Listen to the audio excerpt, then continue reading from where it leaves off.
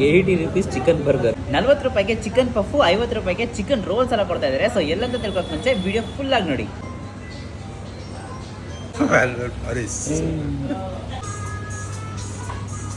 ಯಾವುದು chicken bun ಹಂಗೆ ಬಿಟ್ಟು ಒಳ್ಳೆ ಟೇಸ್ಟ್. ಆ್ಯಕ್ಚುಲಿ ಬಿಸಿ ಬಿಸಿಯಾಗಿ ಕೊಡ್ತಾ ಇದ್ದಾರೆ. ಇವಾಗ ನಾವು ಬೆಳಗ್ಗೆ ಬಂದ್ಬಿಟ್ಟಿದ್ವಿ ಬಿಸಿ ಬಿಸಿಯಾಗಿ ತಿನ್ನಬೇಕು ಅಂತ ಅಂದ್ಬಿಟ್ಟು. ಸೂಪರ್ ಆಗಿದೆ. Okay, chicken roll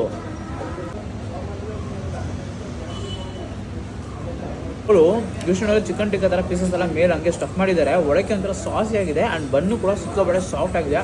super.